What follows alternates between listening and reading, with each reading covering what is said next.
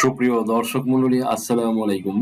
দেশে এবং দেশের বাহিরে যে যেখান থেকে শুনছেন, আশা করি ভালো আছেন, সুস্থ আছেন, নিরাপদে আছেন। আজকে দুর্দান্ত একটি টপিক নিয়ে আপনাদের সামনে হাজির হয়েছি। আজকের টপিকটি হলো এনআইডি কার্ডের ভুল সংশোধন। ভিউয়ার্স, আপনার এনআইডি কার্ড কি মাসের পর মাস ভুল হয়ে পড়ে আছে? আপনি কি মনে করছেন এটা আর ঠিক হবে না? ভুল আপনার কার্ডে নয়, ভুল আপনার পদ্ধতিতে। দেখুন কিভাবে একটি মাত্র হলফনামা দিয়ে বাগেরহাটের আল আমিন খানের দীর্ঘদিনের জটিল সমস্যার সমাধান হলো। মানুষ বলে চেষ্টা করেও লাভ হয় না, কিন্তু আমি বলি সঠিক নিয়মে চেষ্টা করলে সমাধান নিশ্চিত। আজ আপনাদের শোনাবো আল আমিন খানের গল্প, যিনি হলফনামার শক্তিতে তার এনআইডি সংশোধন করে দেখিয়েছেন। যারা হাল ছেড়ে দিয়েছেন, এই ভিডিওটি আজ তাদের জন্য। ভিউয়ার্স, জানেন কি একটি সমাধান হলফনামা আপনার এনআইডি এর বড় বড় সমস্যার চাবিকাঠি হতে পারে? কেন মানুষ এই সহজ পদ্ধতিটি বুঝতে চায় না, প্রমাণ চান? আল আমিন খানের কাজ হয়ে যাওয়ার বাস্তব উদাহরণটি আজ আপনাদের সামনে তুলে ধরছি। সুপ্রিয় দর্শক মণ্ডলী, অনেক প্রবাসীরা বলেন যে আমরা তো প্রবাসে আছি, প্রবাস থেকে কি আমাদের এনআইডি কার্ড হলফনামা দিয়ে আবেদন করে সংশোধন করা সম্ভব? সরাসরি উত্তর হচ্ছে 100% সম্ভব। কিভাবে সম্ভব সেটা ভিডিও শেষাংশে আলোচনা করব, কাজেই ভিডিওটি স্কিপ না করে শেষ পর্যন্ত দেখতে থাকুন। আর যদি ভিডিওটি ভালো লাগে তাহলে লাইক, শেয়ার, কমেন্টস এবং সাবস্ক্রাইব করে পাশে থাকা বেল বাটনটি প্রেস করে দিন, যাতে পরবর্তী ভিডিওর নোটিফিকেশনটি খুব সহজেই পেয়ে। ভিউয়ার্স, তাহলে শুরু করছি আল আমিন খানের হলফনামা করার প্রসিডিউর নিয়ে বিশেষ আলোচনা। আল আমিন খান তার অনুমতি নিয়ে এই ভিডিওটি করছি। এই আল আমিন খান তিনি বাগেরহাটের তার স্থায়ী নিবাস, তিনি গাজীপুরে চাকরির সুবাদে থাকেন। তো আল আমিন খান তিনি অনলাইন থেকে আমার নাম্বার নিয়ে আমার সাথে যোগাযোগ করেন, করেসপন্ডেন্ট করেন। এনআইডি সংশোধনের একটি হলফনামা লাগবে তাকে আমি ডকুমেন্টস পাঠাতে বলি, তিনি হোয়াটসঅ্যাপে ডকুমেন্টস পাঠান। হোয়াটসঅ্যাপে তিনি যেসব ডকুমেন্টস পাঠান তা আমি একে একে আপনাদের সামনে উপস্থাপন করছি। তিনি পাঠান তার এনআইডি কার্ড, মায়ের এনআইডি কার্ড, তার ওয়ারিশ সনদপত্র, ওয়ারিশ ক্যাম্প সনদপত্র, তার বাড়ির বিদ্যুতের বিল, ইলেকট্রিসিটি যে বিল থাকে, ইউটিলিটি বিল, সেই বিলের কপি। তারপরে পাঠান তার 3 নং গোটাপাড়া ইউনিয়ন পরিষদ, বাগেরহাট সদর, বাগেরহাটের সেই চেয়ারম্যান কর্তৃক একটি প্রত্যয়নপত্র পাঠান, নাগরিকত্ব সনদপত্র পাঠান, তারপরে তার জন্ম নিবন্ধন পাঠান। অতঃপর আমি তার কাজ শুরু করি। কাজ করে তাকে দেন আমি হোয়াটসঅ্যাপে বা তাকে কাজ করে স্ক্রিনশট দেখাই। এই যে স্ক্রিনশট এভাবে যে বিসমিল্লাহির রহমানির রহিম, গণপ্রজাতন্ত্রী বাংলাদেশ সরকার, মাননীয় প্রথম শ্রেণী ম্যাজিস্ট্রেটের আদালত, ঢাকা, বাংলাদেশ। হলফনামা জাতীয় পরিচয়পত্রে ভুল সংশোধন সংক্রান্ত। তার নাম, পিতার নাম, মাতার নাম, জন্ম তারিখ, এনআইডি নাম্বার, জন্ম নিবন্ধন নাম্বার, ইচ অ্যান্ড এভরিথিং দিয়ে কাজ শুরু করি।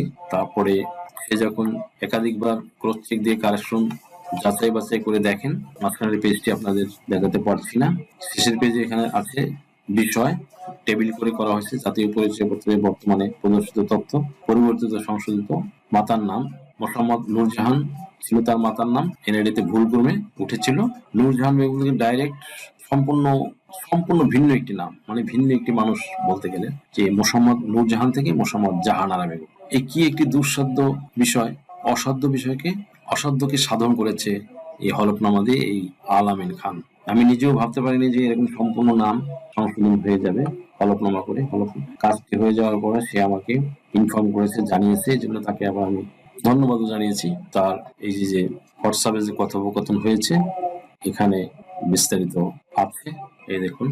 ধন্যবাদ, আমার এনআইডির সমস্যার সমাধান হয়ে গেছে। আমি লিখেছি জানানোর জন্য ধন্যবাদ। আপনি কি গাজীপুর থেকে এসেছিলেন? জি, আল্লাহ আপনার ভালো করুক। তিনি আমার জন্য দোয়া করেছেন। তাকে আমি লিখেছি আমিন, আপনিও ভালো থাকবেন। একটি ভিডিও করতে চাই আপনাকে নিয়ে। তিনি বলেছে কিভাবে? তাই বললাম যে করলেই দেখবেন। সে আমাকে সম্মতি দিয়ে বলেছে যে ঠিক আছে, আচ্ছা। এই হলো তার সাথে তবে করেসপন্ডেন্ট। এনিওয়ে, এভাবে একটি হলফনামা করেছিলাম। হলফনামা ম্যাজিস্ট্রেট কর্তৃক যে সত্যায়িত যে স্ক্যান কপি, সেটি ইউটিউব বা ফেসবুক পেজ কমিউনিটি গাইড এর আওতাভুক্ত হয়ে যায় বিদায়, কপিরাইট ক্লেম দেয় বিদায় আমি সেটা আপনাদের দেখাতে পারছি না। তবে পিডিএফ কপিটা দেখাই। লিগ্যাল সাইজের পেপারে হয়েছিল কাজটা। PDF copy, first page, second page, third page. এখানে আইনজীবী হিসেবে আমার সিল স্বাক্ষর থাকবে এবং পাশে ম্যাজিস্ট্রেট মহোদয়ের সিল স্বাক্ষর থাকবে। প্রতি পাতায় ম্যাজিস্ট্রেট মহোদয় সিল স্বাক্ষর দিয়ে দেবে। এখানে আদালতের সিল স্বাক্ষর থাকবে। এখানে উপরে হলফকারীর ছবি থাকবে। দ্যাট মিনস এখানে ছিল আল আমিন খানের ছবি ছিল। হোয়াট এভার ইট ইজ, এখন শুরুতেই বলেছিলাম যে প্রবাসী ভাইরা কিভাবে এই হলফনামা করে এনআইডি কার্ড সংশোধন করবেন। সুপ্রিয় দর্শক মন্ডলী, অনেকেই প্রশ্ন করেন, ভাই আমি তো দেশের বাইরে থাকি, আমার পক্ষে কি আবেদন করা সম্ভব? তাদের উদ্দেশ্যে বলছি, এনআইডি সংশোধন এখন সম্পূর্ণ ডিজিটাল। আপনি সৌদি আরব, দুবাই বা ইউরোপ, আমেরিকা যেখানেই থাকুন না কেন, অনলাইনেই আপনার আবেদন জমা দিতে পারবেন। শুধু মনে রাখবেন, সঠিক কাগজপত্রের সাথে একটি শক্তিশালী হলফনামা আপনার আবেদনকে শতভাগ গ্রহণযোগ্য করে তোলে।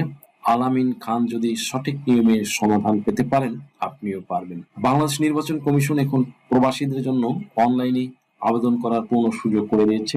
আপনার হাতে থাকা স্মার্টফোন বা ল্যাপটপ ব্যবহার করে বিশ্বের যে কোনো প্রান্ত থেকে সংশোধনের আবেদন করা যায়। ভিউয়ার্স, এবার কিভাবে এবং কেন এটি সহজ হবে সেটা বলছি। 1 নম্বরে, নির্বাচন কমিশনের নির্ধারিত ওয়েবসাইট service.nidw.gov.bd এ গিয়ে প্রবাসী ভাই বোনেরা নিজেদের প্রোফাইল তৈরি করে আবেদন করতে পারেন। 2 নম্বরে, বিদেশে থাকলেও আপনি আপনার হয়ে কাউকে দিয়ে বাংলাদেশের আদালত থেকে, বা যেহেতু আমি একজন সুপ্রিম কোর্টের আইনজীবী, আমার মাধ্যমেও হলফনামা করিয়ে নিতে পারেন। 3 নম্বরে, আলামিন খানের মতো যারা দেশে নেই বা দূরে আছেন, তারা যদি প্রয়োজনীয় ডকুমেন্টস, পাসপোর্ট, জন্ম নিবন্ধন বা হলফনামা স্ক্যান করে আপলোড করেন, তবে সশরীরে না এসেও কাজ হওয়া সম্ভব। এবার আলোচনা করব বিদেশে থেকে অনলাইনে এনআইডি সংশোধনের সঠিক ধাপসমূহ নিয়ে। সুপ্রিয় দর্শক মণ্ডলী, সাথেই থাকুন। রেজিস্ট্রেশন, প্রথমে service.nidw.gov.bd পোর্টালে গিয়ে আপনার এনআইডি নম্বর, জন্ম তারিখ এবং বর্তমান মোবাইল নম্বর, বিদেশের নম্বর হলেও সমস্যা নেই, তবে ওটিপি বা ভেরিফিকেশনের জন্য সচল থাকা চাই, দিয়ে অ্যাকাউন্ট খুলতে হবে। 2 নম্বরে, ফেস ভেরিফিকেশন। এনআইডি ওয়ালেট অ্যাপের মাধ্যমে মোবাইলে লাইভ ফেস ভেরিফিকেশন সম্পন্ন করতে হবে। এটি প্রবাসীদের জন্য সবচেয়ে গুরুত্বপূর্ণ ধাপ। 3 নম্বরে, তথ্য এডিট। প্রোফাইলে ঢুকে এডিট বাটনে ক্লিক করে যে তথ্যটি সংশোধন করতে চান, যেমন নিজের নাম, জন্ম তারিখ বা পিতার নাম, সেটি পরিবর্তন করুন। 4 নম্বরে, ফি প্রদান। সংশোধনের ধরন অনুযায়ী নির্ধারিত সরকারি ফি বিকাশ, রকেট বা অনলাইন ব্যাংকিং এর মাধ্যমে জমা দিতে হবে। বিদেশ থেকে স্বজনের মাধ্যমেও এই ফিস দেওয়া সম্ভব। 5 নম্বরে, ডকুমেন্ট আপডেট। এটি সফলতার মূল চাবিকাঠি। আপনার দাবির সপক্ষে শক্তিশালী প্রমাণপত্র স্ক্যান করে আপলোড করতে হবে। প্রয়োজনীয় ডকুমেন্টস চেকলিস্ট কি কি লাগবে দেখুন। প্রবাসীদের ক্ষেত্রে যেসব কাগজপত্র থাকলে আবেদন রিজেক্ট হওয়ার সম্ভাবনা কমে যায়। পাসপোর্টের কপি। প্রবাসীদের জন্য পাসপোর্ট সবচেয়ে বড় প্রমাণ। পাসপোর্টের তথ্য পাতার সত্যায়িত স্ক্যান কপি। শিক্ষাগত যোগ্যতার সনদপত্র, এসএসসি বা সমমানের সার্টিফিকেট যদি থাকে। অনলাইন জন্ম নিবন্ধন, ডিজিটাল বা কিউআর কোড যুক্ত জন্ম সনদ। হলফনামা বা এফিডেভিট, ম্যাজিস্ট্রেট বা নোটারি পাবলিকের মাধ্যমে করা হলফনামা, তবে ম্যাজিস্ট্রেট দিয়ে করাতে হবে, নোটারি পাবলিক দিয়ে করালে হবে না। প্রবাসীরা এটি একজন দেশে থাকা বিজ্ঞ আইনজীবীর মাধ্যমে করতে পারবেন। পেশার প্রমাণপত্র যদি থাকে তাহলে সেটিও দিতে পারেন। প্রবাসীদের জন্য বিশেষ টিপস হলো, আপনারা যারা প্রবাসে আছেন তারা প্রায়ই পাসপোর্টের সাথে এনআইডির অমিল নিয়ে সমস্যায় পড়েন। মনে রাখবেন, পাসপোর্টে যে তথ্য আছে এনআইডিতেও সেই একই তথ্য দেওয়ার চেষ্টা করুন। আর যদি তথ্যের বড় কোনো পরিবর্তন হয়, তবে অবশ্যই একটি হলফনামা যুক্ত করবেন। আল আমিন খান যেভাবে সঠিক ডকুমেন্টস দিয়ে সফল হয়েছে, আপনারাও ঘরে বসে সেই সমাধান পেতে পারেন। আইন জানুন, আইন মানুন, নিজেকে সুরক্ষিত রাখুন। সচেতনতার জন্য ভিডিওটি শেয়ার করে দিন।